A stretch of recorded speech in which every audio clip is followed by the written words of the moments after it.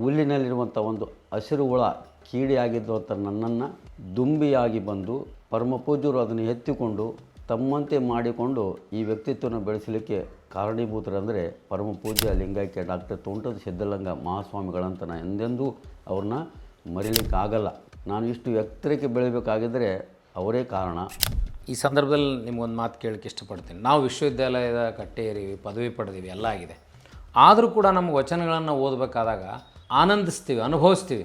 ಇವುಗಳನ್ನು ನಾವು ಭಾವಾರ್ಥ ಬರೀಬೇಕು, ವಿಶ್ಲೇಷಣೆ ಮಾಡಬೇಕಂದ್ರೆ ನಮಗೆ ಕಷ್ಟ ಆಗುತ್ತೆ. ನೀವು ಶಾಲಾ ಕಾಲೇಜು ಕಟ್ಟೆ ಹತ್ತದೇ ಇರುವಂಥ ವ್ಯಕ್ತಿಗೆ ಅದು ಹೇಗೆ ಸಾಧ್ಯ ಆಯಿತು? ಅದ್ರ ಹಿನ್ನೆಲೆ ಏನು? ನನಗೂ ಒಂದು ಕುತೂಹಲ ಇದೆ. ಮನಸ್ಸು ಸ್ಥಿರತೆ ಇರಲ್ಲ ಯಾರಿಗೇ ಆಗಲಿ. ಯಾಕಂದರೆ ಜೀವನದ ಕೌಟುಂಬಿಕ ಸಮಸ್ಯೆಗಳು ಮನಸ್ಪಟಲದಲ್ಲಿ ಯಾವಾಗಲೂ ಹರಿದಾಡ್ತಾನೆ ಇರ್ತವೆ, ವಿಷಯಗಳು ಹರಿದಾಡ್ತಾನೆ ಇರ್ತವೆ. ಅದನ್ನು ಸತತವಾಗಿ ಲಿಂಗ ನಿರೀಕ್ಷಣೆ ಮಾಡ್ತಾ ಹೋದ ಹಾಗೆಲ್ಲ ಅದೇನಾಗ್ತದಂದರೆ ಮನಸ್ಸು ಅಂತರ್ಮುಖಿ ಆಗ್ತದೆ.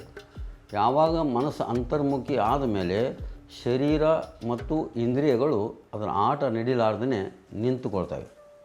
ಯಾವಾಗ ಮನಸ್ಸಿನ ಸ್ಥಿರತೆ ಏಕಾಗ್ರತೆ ಬೆಳೆದಾಗ ಆತ್ಮಜ್ಞಾನ ಸ್ಫುರಣ ಆಗ್ತದೆ. ಮುಖ್ಯವಾಗಿ ಲಿಂಗ ನಿರೀಕ್ಷಣೆ ಮಾಡುವಾಗ ತನ್ನನ್ನು ತಾನು ಮರೆಯೋದು ಭಾಳ ಮುಖ್ಯ ಇರ್ತದೆ. ತನ್ನನ್ನು ತಾನು ಮರೆತು ತನ್ಮಯತ ಒಳ್ಳುವುದೇ ಭಾಳ ಮುಖ್ಯ ಇರ್ತದೆ.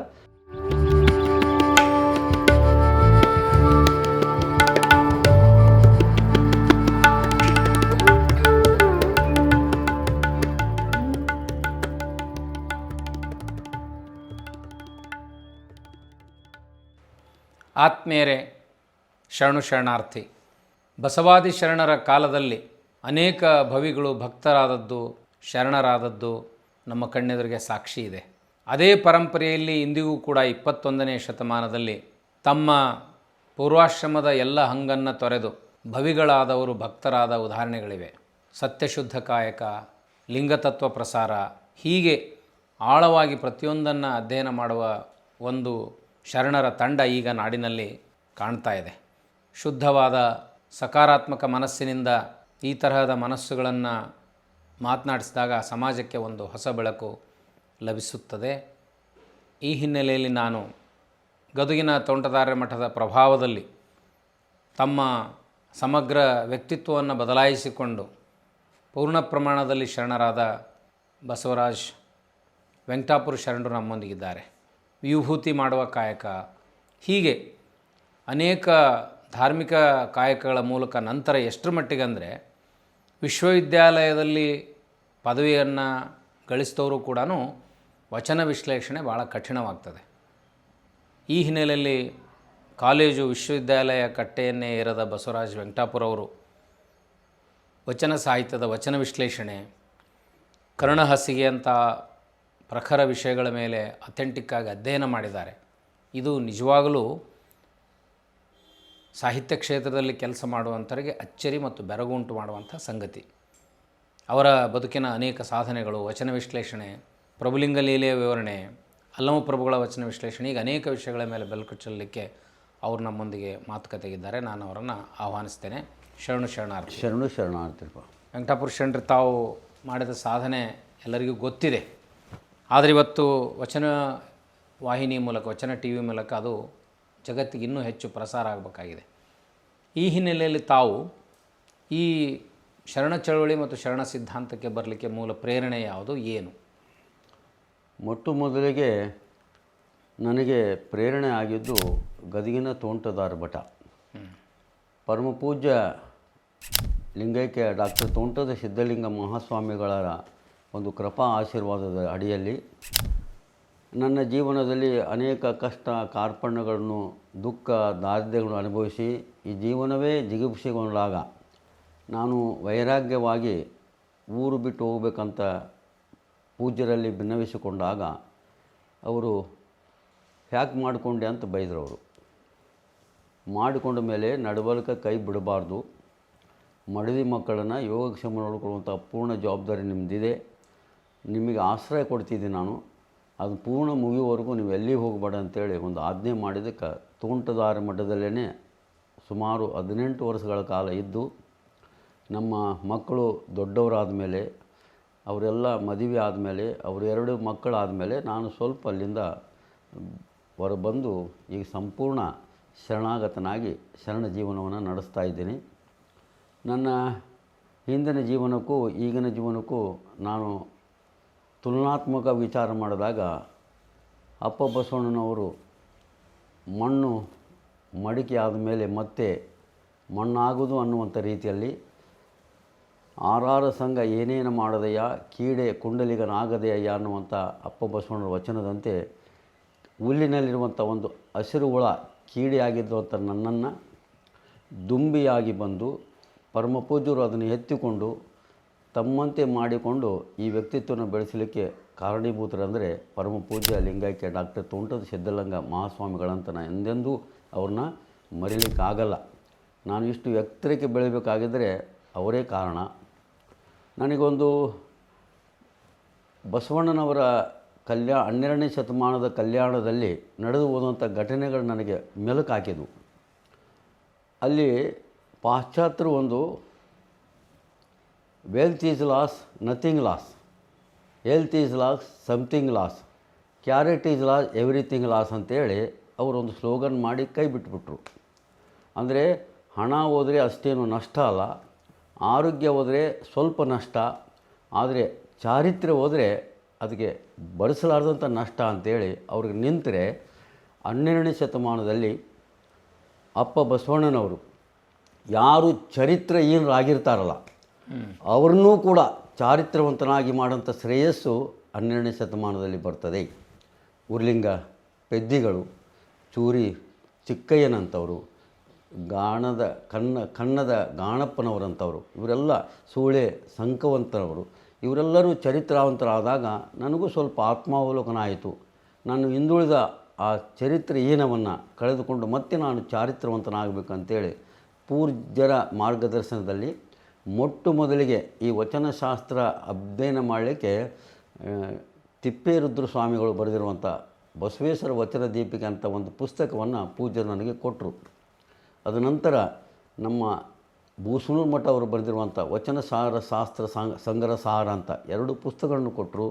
ಅದನ್ನು ಅಧ್ಯಯನ ಮಾಡಿದ ನಂತರ ನನ್ನ ಲಿಂಗಾಯತದಲ್ಲಿರುವಂಥ ಮಹತ್ವವನ್ನು ತಿಳಿದುಕೊಂಡು ಲಿಂಗಾಯತರು ಎಂಥ ಒಳ್ಳೆಯ ಶ್ರೇಷ್ಠವಾದಂಥ ಶಕ್ತಿ ಸಾಮರ್ಥ್ಯ ಇದೆ, ಮನುಷ್ಯನನ್ನು ಮಹಾದೇವನ ಕಡೆ ಒಯ್ಯುವಂಥ ಒಂದು ಸಾಮರ್ಥ್ಯ ಆ ವಚನಶಾಸ್ತ್ರದಲ್ಲಿ ಅಭ್ಯಾಸ ಮಾಡಿ ಇವತ್ತು ಈ ಮಟ್ಟಕ್ಕೆ ನಾನು ಬಂದಿದ್ದೇನೆ.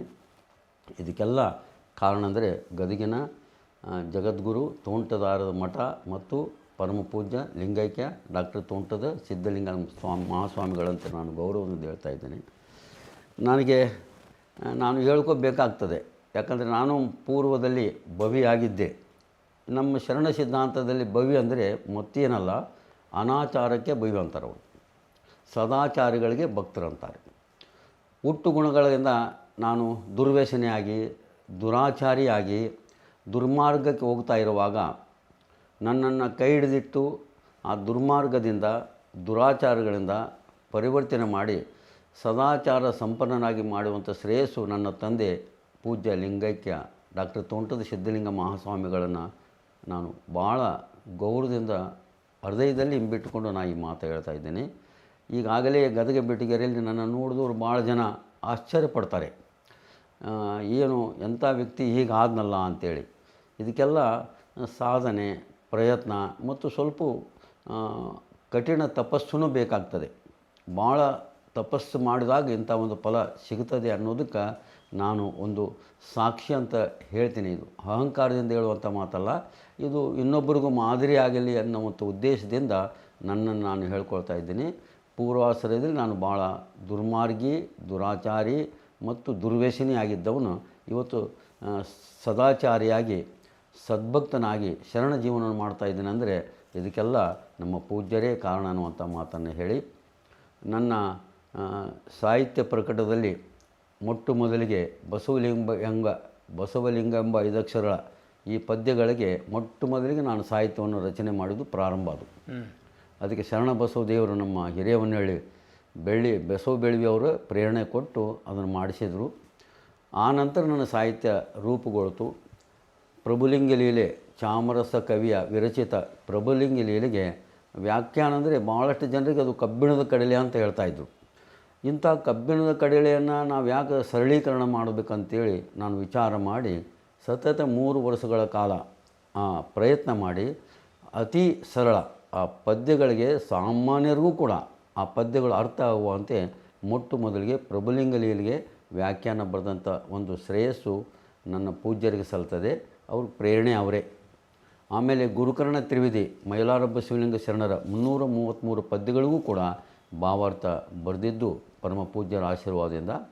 ಈಗ ಬಾಲ್ಕಿ ಬಸವಲಿಂಗಪಟ್ಟ ದೇವರ ಪ್ರೇರಣೆಯಿಂದ ಇವತ್ತು ನೋಡಿ ಜುಲೈ 2 ಅಂದರೆ ನಮ್ಮ ಲಿಂಗೈಕ್ಯ ವಚನ ಪಿತಾಮಹ ಫಗುವಳ ಕೊಟ್ಟಿಯವರ ಜಯಂತಿನೂ ಇರೋದರಿಂದ ಅವ್ರು ನಾವು ಎಷ್ಟು ಕೊಂಡಾಡಿದರೂ ಕಡಿಮೆನೇ. ಒಬ್ಬ ನ್ಯಾಯವಾದಿಗಳಾಗಿರುವಂಥವರು ಕೇವಲ ನ್ಯಾಯವಾದಿ ಮಾಡಿ ಹಣ ಸಂಪಾದನೆ ಮಾಡಬೇಕಾಗಿತ್ತು. ಆದರೆ ವಚನ ಸಾಹಿತ್ಯವನ್ನು ಸಂಗ್ರಹಿಸಿ ಸಂಪಾದಿಸಿ ಅದರೊಳಗೆ ಬರುವಂಥ ವಚನಶಾಸ್ತ್ರ ಸಾರ ಭಾಗ 1, ಭಾಗ 2, ಭಾಗ 3 ಈ 3 ಗ್ರಂಥಗಳು ಲಿಂಗಾಯತರಿಗೆ ಪ್ರಸ್ಥಾನತ್ರಯಗಳಂತಂದರೆ ಏನು ಅದು ಅತಿಶಯೋಕ್ತಿ ಅಲ್ಲ, ಅಷ್ಟು ಅಮೂಲ್ಯವಾದಂಥ ಗ್ರಂಥಗಳು. ಆ ವಚನಶಾಸ್ತ್ರ ಸಾರ ಭಾಗ 1ರಲ್ಲಿ ಬರುವಂಥ 2665 ವಚನಗಳಿಗೆ ಶಬ್ದಾರ್ಥ ಭಾವಾರ್ಥ ಬರೀಬೇಕಂತೇಳಿ ಬಾಲ್ಕಿ ಶ್ರೀಗಳು ಅಪ್ಪಣೆ ಕೊಟ್ಟಾಗ ಅದಕ್ಕೆ ಈಗಾಗಲೇ 1649 ವಚನಗಳಿಗೆ ಶಬ್ದಾರ್ಥ ಮತ್ತು ಭಾವಾರ್ಥ ಬರೆದಿದ್ದಿದೆ. ಈಗ 5 ಸಂಪುಟಗಳು ಪ್ರಕಟಗೊಂಡಿದ್ದಾವೆ. 6ನೇ ಸಂಪುಟ ಇವತ್ತು ಅಥವಾ ನಾಳೆ ಇನ್ನೂ ಕೆಲವು ದಿನಗಳಲ್ಲಿ ಅದು ಪ್ರಕಟಗೊಳ್ಳಲಿದೆ. ಇದಕ್ಕೆಲ್ಲ ಕಾರಣ ಅಂದರೆ ಗುರು ಲಿಂಗ ಜಂಗಮನೇ ಕಾರಣ. ಗುರು ಅಂದರೆ ಅರಿವು ನೀಡುವಂಥ ಪರಮ ಪೂಜ್ಯರು, ಲಿಂಗ ಅಂದರೆ ಆ ದೈವ ಸ್ವರೂಪಿಯಾದಂಥ ದಿವ್ಯಶಕ್ತಿ, ಜಂಗಮ ಅಂದರೆ ಇಡೀ ಸಮೂಹ. ಅಂದರೆ ಇವರಲ್ಲದೇ ಈ ಯಾವುದೇ ಊರಿರ್ಬೋದು, ಯಾವುದೇ ನಾಡಿರ್ಬೋದು, ಇದು ಯಾವುದೇ ದೇಶ ಇರ್ಬೋದು, ಇಡೀ ಸಮೂಹ ಮಾನವ ಸಮೂಹವೇ ನನಗೆ ಸಹಕಾರ ಕೊಟ್ಟಿದೆ. ಇದೆಲ್ಲ ಶ್ರೇಯಸ್ಸು ಮಾನವ ಸಮಾಜಕ್ಕೆ ಹೋಗ್ತದೆ. ನಾನು ನಿಮಿತ್ತವಾಗಿದ್ದು ನಾನು ಮಾಡ್ತಾ ಇರುವಂಥ ಕೆಲಸ ನಿಮಿತ್ತ. ಆದರೆ ಎಲ್ಲರ ಸಹಕಾರದಿಂದ ನಾನೇನು ಮಾಡಲಿಕ್ಕೆ ಆಗಲ್ಲ ಅನ್ನುವಂಥ ಮಾತನ್ನು ನಾನು ಮನಪೂರ್ವಕವಾಗಿ ಹೇಳ್ತಾ ಇದ್ದೀನಿ. ನನಗೆ ಪ್ರಚಾರ ಅಂದರೆ ಇಳಿಸಲ್ಲ. ಆದಷ್ಟು ಗೌಪ್ಯವಾಗಿ ಮಾದಾರ ಚೆನ್ನಯ್ಯನವರಂತೆ ಗುಪ್ತ ಭಕ್ತಿಯನ್ನು ಮಾಡಬೇಕು, ಅದರಲ್ಲಿ ನಾನು ಸಂತೋಷ ಪಡಬೇಕಂತೇಳಿ ಪ್ರಯತ್ನ ಮಾಡ್ತಾಯಿದ್ದೆ. ನಮ್ಮ ಸರು ಭಾಳ ದಿನದ ಪರಿಚಯ, ನಮ್ಮ ಸಿದ್ದು ಪರ್ವಿಸರು ಸುಮಾರು 20 ವರ್ಷಗಳಿಗಿಂತ ಮುಂಚಿತವಾಗಿ ಪರಿಚಿತ. ಅವರು ಲೆಕ್ಚರರ್ ಆಗಿ ಪ್ರಾಚಾರ್ಯರಾಗಿ ಸೇವೆ ಸಲ್ಲಿಸ್ತಾ ಇರೋದು ಆವಾಗ ನನಗೆ ಗೌರವಿಸ್ತಾ ಇದ್ದರು. ಇನ್ನೊಂದು ವಿಶೇಷ ಅಂದರೆ ನನ್ನ ಮೇಲೆ ಅಭಿಮಾನ ಏನಂದರೆ ಈ ಮನೆ ಈಗೇನು ಈ ಮನೆ ಇದೆಯಲ್ಲ, ಶರಣಾರ್ಥಿ, ಈ ಶರಣಾರ್ಥಿ ಅನ್ನುವಂಥ ಈ ನಿವಾಸಕ್ಕೆ ನನ್ನಿಂದಲೇ ಬಾಗಿಲ ಚೌಕಟ್ಟನ್ನು ಕುಂದಿರಿಸಿ ಇದಕ್ಕೆ ಪೂಜೆಯೂ ಸತ್ಯ ನನ್ನಿಂದ ಮಾಡಿಸಿದ್ದಾರೆ. ಅವರ ಅಭಿಮಾನಕ್ಕೆ ನಾನು ಭಾಳ ಚಿರಋಣಿ ಅಂತ ಹೇಳ್ತಾ ಇದ್ದೀನಿ. ಇದು ಸುಮ್ಮನೆ ಎಲ್ಲರಿಗೂ ಬರಲ್ಲ. ಅದು ಅಂಥ ಒಂದು ಆತ್ಮೀಯತೆ ಸದ್ಭಾವನೆ ಇದ್ದರೆ ಮಾತ್ರ ಇದು ಆಗ್ತದೆ. ಇವತ್ತು ಬೆಳಿಗ್ಗೆ ಸರ್ ನನಗೆ ಫೋನ್ ಮಾಡಿ ನೀವೊಂದು ನಮಗೆ ಈ ಸಂದರ್ಶನ ಕೊಡಬೇಕಂತ ಕೇಳಿದಾಗ ಯಾವ ವಿಷಯ ರೀ ಅಂತ ಕೇಳಿದೆ. ಇಲ್ಲ ಕರುಣಾಸಿಗೆ ಹೇಳಿ ಅಂದರು. ಕರುಣಾಸಿಗೆ ಆದರೆ ಹೇಳ್ತೀನಿ ಸರ್ ಅಂತೇಳಿ ಬಂದಿದ್ದೀನಿ. ಕರುಣಾಸಿಗೆಯನ್ನು ನಾನಿವತ್ತು ಈ ಸಂದರ್ಭದಲ್ಲಿ ನಿಮಗೊಂದು ಮಾತು ಕೇಳೋಕ್ಕೆ ಇಷ್ಟಪಡ್ತೀನಿ. ನಾವು ವಿಶ್ವವಿದ್ಯಾಲಯದ ಕಟ್ಟೇರಿವಿ, ಪದವಿ ಪಡೆದೀವಿ, ಎಲ್ಲ ಆಗಿದೆ. ಆದರೂ ಕೂಡ ನಮಗೆ ವಚನಗಳನ್ನು ಓದಬೇಕಾದಾಗ ಆನಂದಿಸ್ತೀವಿ, ಅನುಭವಿಸ್ತೀವಿ. ಇವುಗಳನ್ನು ನಾವು ಭಾವಾರ್ಥ ಬರೀಬೇಕು, ವಿಶ್ಲೇಷಣೆ ಮಾಡಬೇಕಂದ್ರೆ ನಮಗೆ ಕಷ್ಟ ಆಗುತ್ತೆ. ನೀವು ಶಾಲಾ ಕಾಲೇಜು ಕಟ್ಟೆ ಹತ್ತದೇ ಇರುವಂಥ ವ್ಯಕ್ತಿಗೆ ಅದು ಹೇಗೆ ಸಾಧ್ಯ ಆಯಿತು? ಅದರ ಹಿನ್ನೆಲೆ ಏನು? ನನಗೂ ಒಂದು ಕುತೂಹಲ ಇದೆ. ಇದು ನಿಮಗೂ ಬಂದಿರುವಂಥ ಪ್ರಶ್ನೆ, ನನಗೂ ಬಂದಿರುವಂಥ ಪ್ರಶ್ನೆನೇ. 12ನೇ ಶತಮಾನದಲ್ಲಿ ಯಾರೂ ಅಕ್ಷರ ಕಲಿತವರು ಅಲ್ಲವೇ ಅಲ್ಲ. ಆದರೆ ಅದು ಹೇಗೆ ಸಾಧನೆ ಆಯ್ತಂದರೆ ಲಿಂಗಾನುಸಂಧಾನದಿಂದ ಅದು ಆತ್ಮಸ್ಫುರಣ ಆಗ್ತದೆ. ಒಳಗೆ ಏನೋ ವಿಶೇಷ ಜ್ಞಾನ ಅದರಿಂದ ಪ್ರಕಟಗೊಳ್ತದೆ, ಅಂತಸ್ಫೂರ್ತಿ ಆಗ್ತದೆ. ಅದು ನನಗೂ ಕೂಡ ನಾನು ಇಷ್ಟು ಎತ್ತರವಾಗಿ ಬೆಳೀಲಿಕ್ಕಂದರೆ ಲಿಂಗಾನುಸಂಧಾನವೇ ಕಾರಣ ಅಂತ ನಾನು ಹೇಳಬಲ್ಲೆ. ಯಾಕಂದರೆ ಅಡಪದ ಲಿಂಗಮ್ಮ ತಾಯಿ, ಸತ್ಯಕ್ಕ ತಾಯಿ ಅವ್ರು ಯಾರೂ ಶಾಲೆ ಕಟ್ಟಿದವರೇ ಹತ್ತಿದವರೇ ಅಲ್ಲ. ಆದರೂ ಅವರ ವಚನಗಳನ್ನು ಈಗ ಯೂನಿವರ್ಸಿಟಿಯವರು ಕೂಡ ಅದನ್ನು ಬಿಡಿಸಲಿಕ್ಕೆ ಸಮರ್ಥರಾಗಿದ್ದಾರೆ. ಅಂದರೆ ಇದೆಲ್ಲ ಲಿಂಗಾನುಸಂಧಾನದಿಂದ ಆಗುವಂಥದ್ದು ಅನ್ನುವಂಥ ಮಾತನ್ನು ನಾನು ಒಪ್ಪಿಕೊಳ್ತೀನಿ. ಮೊದಲು ಲಿಂಗ ದೀಕ್ಷೆ ನಿಮಗೆ ಯಾರಿಂದ ಆಯಿತು? ಗದಗಿನ ತೋಂಟದಾರ ಮಠದಲ್ಲಿ ಬಸವ ಜಯಂತಿ 1995ನೇ ಸಾಲಿನೊಳಗೆ ಪೂಜ್ಯರ ಸಾನ್ನಿಧ್ಯದೊಳಗೇ ಆಗಿದೆ. ಸಿದ್ಧಲಿಂಗ ಸ್ವಾಮಿಗಳು ಸಿದ್ಧಲಿಂಗ ಶಿವಾಚಾರ ಅಂತೇಳಿ ಬಸವ ಜಯಂತಿಗೂ ಒಮ್ಮೆ ಅಲ್ಲಿ ಅಯ್ಯಾಚಾರ ಮಾಡ್ತಾಯಿದ್ರು. ಸಿನ್ನೂರಿನಾಗಿದ್ದರು, ಮೊನ್ನೆ ಲಿಂಗೈಕ್ಯರಾದರು. ಅವರು ನಮ್ಮ ಪೂಜ್ಯರಿಂದ ಅದು ಲಿಂಗ ದೀಕ್ಷೆ ಆಯಿತು. ಎಲ್ಲರೂ ಲಿಂಗ ದೀಕ್ಷೆ ಮಾಡ್ಕೊತಾರೆ, ಆದರೆ ಲಿಂಗ ಎಲ್ಲರೂ ಕಟ್ಕೊಂಡ್ರೂ ಕೂಡ ಲಿಂಗಕ್ಕೆ ಯಾರು ಸರ್ವಾರ್ಪಣೆ ಮಾಡ್ಕೊತಾರೋ, ತನು ಮನ ಧನವನ್ನು ಯಾರು ಸಮರ್ಪಣೆ ಮಾಡ್ಕೊಳ್ತಾರೋ ಆವಾಗ ಲಿಂಗ ಅವ್ರ ಅಂಗದೊಳಗೆ ನೆಲೆಯೂರ್ತದೆ ಅನ್ನೋದು ನನ್ನದು ಒಂದು ಅಭಿಮತ. ಈಗ ಲಿಂಗಾಂಗ ಸಾಮರಸ್ಯ ನಿಮಗೆ ಲಿಂಗ ದೀಕ್ಷೆ ಆಯಿತು. ಲಿಂಗ ನಿರೀಕ್ಷಣೆ ಮತ್ತು ಲಿಂಗ ಪೂಜೆಯಿಂದನೇ ಈ ಸಾಹಿತ್ಯ ಮತ್ತು ಈ ದೈತ್ಯ ಶಕ್ತಿ ಪ್ರಾಪ್ತ ಆಯ್ತಂತೀರಿ ನೀವು? ಲಿಂಗ ಪೂಜೆಯಲ್ಲಿ 3 ವಿಧಾನಗಳಿದ್ದಾವೆ. ಒಂದು ಪ್ರಾರಂಭಿಕವಾಗಿ ಇಷ್ಟಲಿಂಗ ಪೂಜೆ. ಇಷ್ಟಲಿಂಗ ಪೂಜೆಯಲ್ಲಿ ಶಾರೀರಿಕವಾಗಿ ಸ್ವಾಸ್ಥ್ಯ ಉಂಟಾಗ್ತದೆ, ಸ್ಥಿರತೆ ಬೆಳೀತದೆ, ಅದು ಒಂದನೇ ಹಂತ. ಎರಡನೇದು ಲಿಂಗ ಧ್ಯಾನ, ಅಂದರೆ ಆವಾಗ ಬರೀ ನಿರೀಕ್ಷಣೆ ಆಗ್ತದೆ. ನಿರೀಕ್ಷಣೆ ಮಾಡುವಾಗ ಕಣ್ಣು ಮತ್ತು ಮನಸ್ಸು ಇಂದ್ರಿಯಗಳು ಏಕಾಗ್ರತೆಗೊಳ್ತವೆ. ಏಕಾಗ್ರತೆಗೊಂಡಾಗ ಬಹಿರ್ಮುಖದ ಜ್ಞಾನ ಅಂತರ್ಮುಖದಲ್ಲಿ ವಿಶೇಷವಾಗಿ ಆಗ್ತದೆ. ಆವಾಗ ಇಡೀ ಬ್ರಹ್ಮಾಂಡ ಇರುವಂಥದ್ದೆಲ್ಲವೂ ಕೂಡ ಈ ಪಿಂಡಾಂಡದೊಳಗೆ ಅದು ಸ್ಫುರಣ ಆಗ್ತಾ ಬರ್ತದೆ. ಆವಾಗ ದಿವ್ಯ ಶಕ್ತಿ ಬರ್ತದೆ. ಇದಕ್ಕೆ ಲಿಂಗ ಧ್ಯಾನ ಅಂತಾರೆ, ಇದಕ್ಕೆ ಪ್ರಾಣಲಿಂಗ ಪೂಜೆ ಅಂತಾರೆ. ಇನ್ನು 3ನೇ ಹಂತದೊಳಗೆ ಅನುಸಂಧಾನ. ಅಂದರೆ ನದಿ ನೀರು ಸಮುದ್ರದೊಳಗೆ ಸೇರಿದ ಹಾಗೆ, ಹಾಲಿನೊಳಗೆ ನೀರು ಬೆರೆತ ಹಾಗೆ. ಅನುಸಂಧಾನ ಅಂದರೆ ಲಿಂಗ ಮತ್ತು ಅಂಗ ಎರಡೂ ಸಮ್ಮಿಶ್ರಣಗೊಂಡಾಗ ಲಿಂಗಾನುಭವ ಅಂತ ಬರ್ತದೆ. ಆ ಲಿಂಗಾನುಭವವು ಬಂದಾಗ ನಮ್ಗೆ ಗೊತ್ತಿಲ್ಲದೇ ಒಳಗೆ ಅನಂತ ವಿಚಾರಗಳು, ಚಿಂತನ ಮಂತ್ರಗಳು ಸ್ಫುರಣಗೊಂಡು ಅವು ವಚನ ರೂಪದಲ್ಲಿ ಬರ್ತವೆ. ಹೀಗಾಗಿ ನಾನು ಕೆಲವಷ್ಟು ವಚನಗಳನ್ನ ಬರೆದಿದ್ದೇನೆ. ಇದು ಕೂಡ ವಚನನೇ, ಅದು ವಚನಗಳು. ಇವೆಲ್ಲ ಲಿಂಗ ಅನುಸಂಧಾನದಿಂದ ಬರುವಂಥದ್ದು. ಈಗ ನೀವು ನಮಗೂ ಲಿಂಗ ದೀಕ್ಷೆ ಆಗಿದೆ, ನಾವು ಬೇರೆ ಬೇರೆ ಧ್ಯಾನ ಪ್ರಕಾರಗಳನ್ನು ನೋಡಿದ್ದೀವಿ. ಬುದ್ಧ ಆರಂಭ ಮಾಡಿದಂಥ ವಿಪಶ್ಯನವನ್ನು ನಾನು 10 ದಿನದ ಕೋರ್ಸ್ ತೊಗೊಂಡು ಬಂದಿದ್ದೀನಿ. ವಿಪಶ್ಯನ ಧ್ಯಾನವನ್ನು ಮಾಡ್ತೀನಿ, ಓಶೋ ಧ್ಯಾನಗಳನ್ನು ಮಾಡ್ತೀನಿ. ನಾವು ಲಿಂಗಾಯತರಾಗಿದ್ದುಕೊಂಡು ಈ ಲಿಂಗಾಂಗ ಸಾಮರಸ್ಯದ ಅನುಭೂತಿ ನಮಗೆ ಆಗದೇ ಇರಲಿಕ್ಕೆ ನನಗೆ ಅನ್ನಿಸ್ತದೆ. ವೈಯಕ್ತಿಕ ನನಗೆ ಅಷ್ಟು ಆಗಲಿಲ್ಲಲ್ಲಪ್ಪ ನೀವು ಹೇಳೋ ರೀತಿಯನ್ನು ನೋಡಿದ್ರೆ. ಹಾಗಾದ್ರೆ ಈ ಲಿಂಗ ನಿರೀಕ್ಷೆ, ಲಿಂಗ ಪೂಜೆ ಮತ್ತು ಲಿಂಗಾಂಗ ಸಾಮರಸ್ಯಕ್ಕೆ ನಾವು ತೆಗೆದುಕೊಳ್ಳಬಹುದಾದ ಭೌತಿಕ ಸಮಯ ಎಷ್ಟು ನಿಮ್ಮ ಪ್ರಕಾರ? ಪ್ರಾರಂಭದಲ್ಲಿ ಲಿಂಗ ಪೂಜೆ ಮಾಡುವಾಗ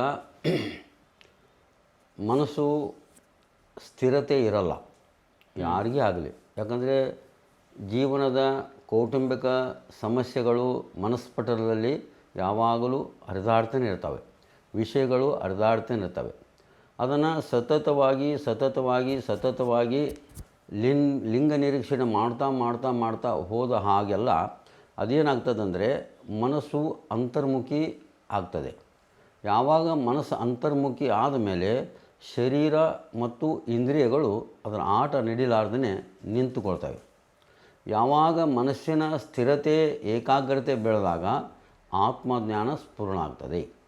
ಯಾಕೆ ಮನಸ್ಸಿನ ಆಚಿರುವಂಥ ಆ ಆತ್ಮಜ್ಞಾನ ಮನಸ್ಸಿನ ಅಡ್ಡಗೋಡೆಯಿಂದ ಅದು ಮರೆಯಾಗಿರ್ತದೆ. ಮನಸ್ಸು ಯಾವಾಗ ಸರಿತು, ಅದಕ್ಕೆ ಹೇಳ್ತಾರೆ ಸಿದ್ದರಾಮ ಶಿವಗಳು, ಮನ ಎಂಬುದು ಮಹಾ ಅರಿವು ನೋಡ. ಮನವು ಬಹಿಪ್ರಪಂಚದಲ್ಲೇ ಮಾಯಾ ಪ್ರಪಂಚ, ಮನವು ಅಂತರ್ಮುಖದೊಳಗೆ ಅವಿರಳ ಜ್ಞಾನಿ ಅಂತ ಹೇಳ್ತಾರೆ. ಮನಸ್ಸನ್ನು ಎಷ್ಟು ನೀವು ಅಂತರಂಗ ಒಳಗೆ ಇಳಿಸ್ಕೊತೀರಿ ಆವಾಗ ಒಂದು ವಿಶೇಷವಾದಂಥ ಅವಿರಳ ಜ್ಞಾನ ಸ್ಫುರಣ ಆಗ್ತದೆ. ಅದು ವ್ಯಕ್ತಿ ಇಂಥವರೇ ಅಂತಿಲ್ಲ, ಸಾಮಾನ್ಯ ಜನರಿಗೂ ಕೂಡ ಅದು ನಿಲುಕ್ತದೆ. ಸ್ವಲ್ಪ ಅದಕ್ಕೆ ಪ್ರಯತ್ನ ಮಾಡಬೇಕು, ಸಾಧನೆ ಮಾಡಬೇಕು, ಇದು ಭಾಳ ಮುಖ್ಯ. ಎಷ್ಟೊತ್ತು ಸಾಧನೆ ಮಾಡಬೇಕು? ಪ್ರಾರಂಭದಲ್ಲಿ ನಾನು ಪ್ರಾರಂಭ ಮಾಡಿದ್ರು ಮೊದಲಿಗೆ 20 ನಿಮಿಷದಿಂದ ಪ್ರಾರಂಭ ಮಾಡಿದೆ.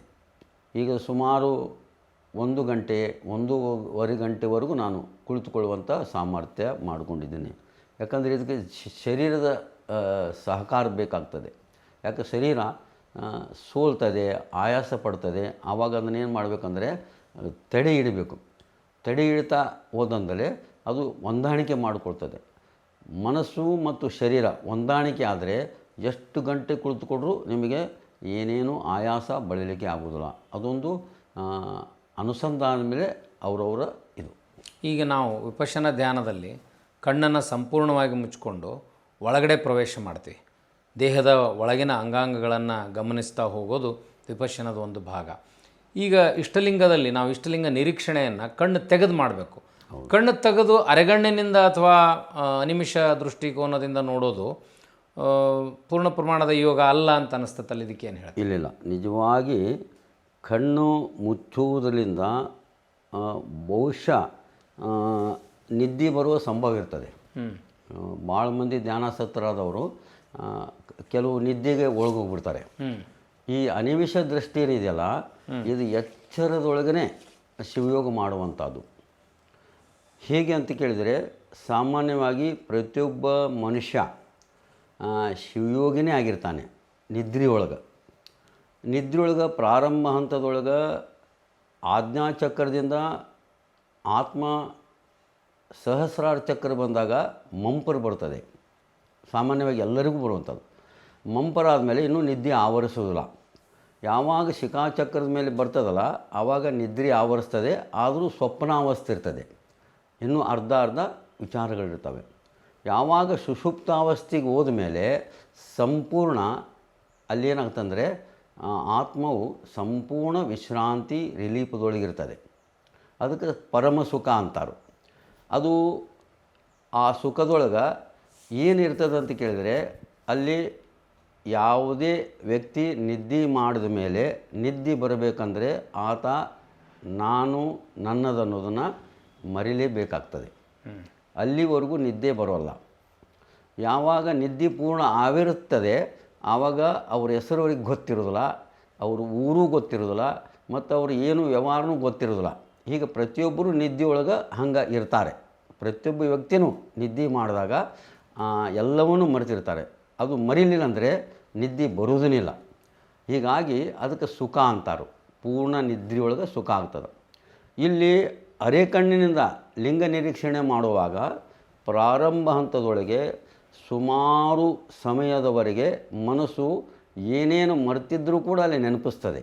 ಎಷ್ಟೋ ಕಾರ್ಯಗಳನ್ನು ಮರೆತಿದ್ದನ್ನು ನೆನಪಿಸ್ತದೆ. ಅದನ್ನೆಲ್ಲ ಕಳಿಸ್ಕೋಂತ ಹೋದ ಮೇಲೆ ಒಂದು ಹಂತದ ಮೇಲೆ ಕಣ್ಣು ಆಲಿಗಳು ಲಿಂಗದ ಮೇಲೆ ತದೇಕ ದೃಷ್ಟಿ ಬಿದ್ದಾಗ ಮೊಟ್ಟ ಮೊದಲಿಗೆ ಅದು ಕಪ್ಪಿರುವಂಥ ಲಿಂಗ ಏನಾಗ್ತದೆ ಅಂದರೆ ಹಳದಿ ಬಣ್ಣಕ್ಕೆ ಮಾರ್ಪಾಡ್ತದೆ. ನೋಡ್ತಾ ತದೇಕ ದೃಷ್ಟಿಯಿಂದ ನೋಡಿದಾಗ ಆ ಕಪ್ಪಿರುವಂಥ ಲಿಂಗವೇ ಒಂಬಣ್ಣಕ್ಕೆ ತಿರುಗುತ್ತದೆ. ಆ ಒಂಬಣ್ಣಕ್ಕೆ ತಿರುಗಿದಾಗ ಅದರ ಜೊತೆಗೆ ಮನಸ್ಸು ಕೂಡ ಏನಾಗ್ತದೆ ಪರಿವರ್ತನೆ ಆಗ್ತದೆ. ಆ ಮನಸ್ಸಿಗೆ ಅಂಟಿಕೊಂಡಿರುವಂಥ ಎರಡು ಆಪ್ಷನ್ಗಳಿರ್ತಾವೆ. ಅದಕ್ಕೆ ಯಾವಾಗಲೂ ಮನಸ್ಸಿಗೆ ನಾನು ಮತ್ತು ನನ್ನದು ಅಹಂಕಾರ ಮಮಕಾರ ಅದಕ್ಕೆ ಆವರಣ ಇರ್ತದೆ.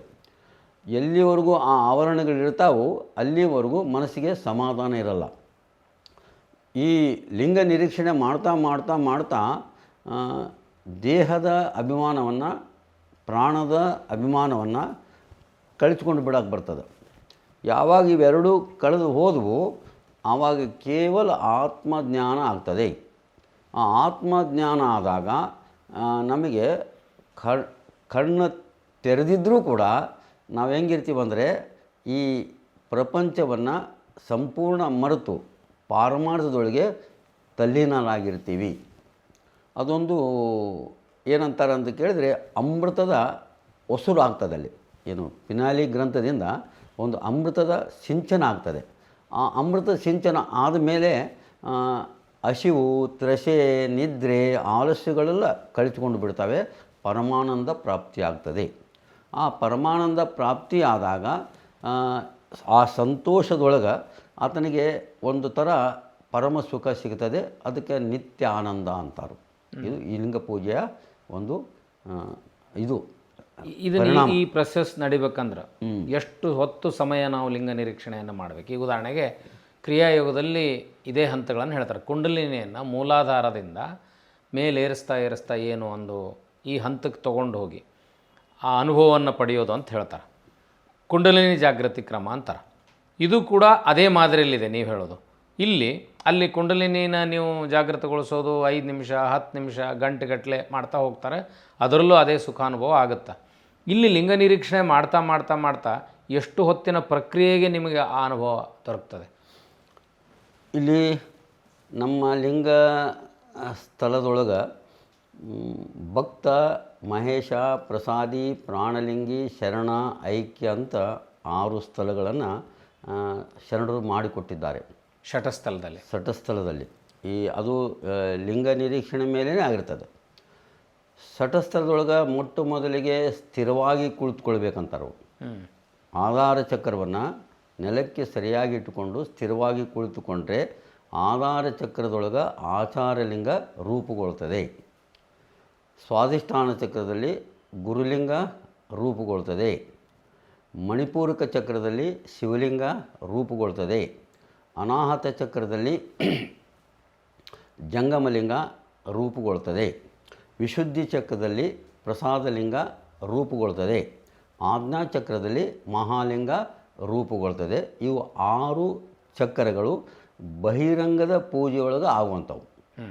ಇನ್ನು 3 ಸಹಸ್ರಾರ ಚಕ್ರ, ಶಿಖಾಚಕ್ರ, ಪಶ್ಚಿಮ ಶಿಖಾಚಕ್ರ ಅಂತೇಳಿ 3 ಏನಿದಾವಲ್ಲ ಅವು ಪೂರ್ಣ ಅಂತರ್ಮುಖ ಕರ್ಕೊಂಡು ಹೋಗ್ತವೆ. ಆಜ್ಞಾಚಕ್ರದವರೆಗೂ ನಾವು ಹೊರಗಿನ ಪೂಜೆಯನ್ನು, ಹೊರಗಿನ ವ್ಯವಹಾರವನ್ನು ಎಲ್ಲ ನೋಡ್ಬೋದು.